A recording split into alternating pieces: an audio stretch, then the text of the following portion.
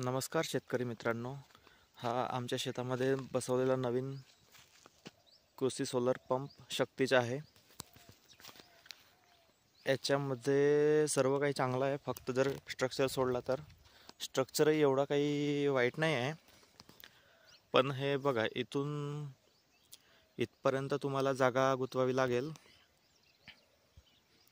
आणि 535 वॅटच्या प्लेट आहेत। ह्या एका खांबावर 2 प्लेट येतात, मोनोक्रिस्टलाइनच्या प्लेट आहेत ह्या आणि थोड्या नवीन पद्धतीने डिझाईन केलेल्या आहेत। व्हिडिओ करण्यामागचा उद्देश म्हणजे एवढाच की मी बरेचसे व्हिडिओ पाहिला यूट्यूबवर, पण प्रत्येकाची मला माहिती बरोबर नाही वाटली। आता सगळे आपापल्या पद्धतीने बनवतात।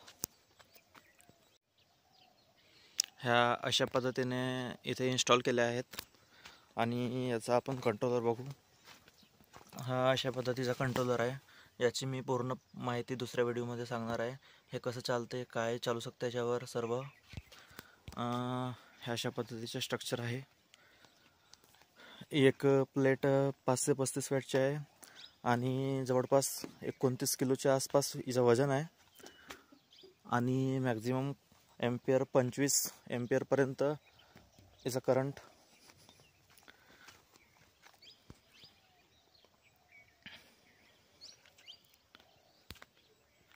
याच्या दुसऱ्या व्हिडिओमध्ये मी सर्व याची पूर्णपणे माहिती सांगणार आहे।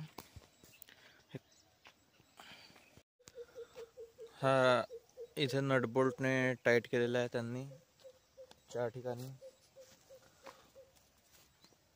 1 2 3 2 प्लेट एका खांबावर एकत्र जोडला।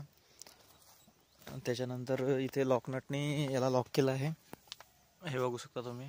हे ते लॉक नट आहे आणि सेफ्टीसाठी एक कवर टाकला आहे केबलवर।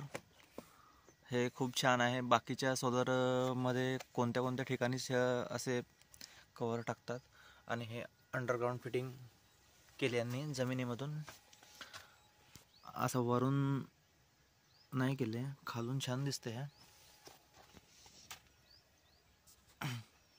आणि हे असे 3 खांब आहेत।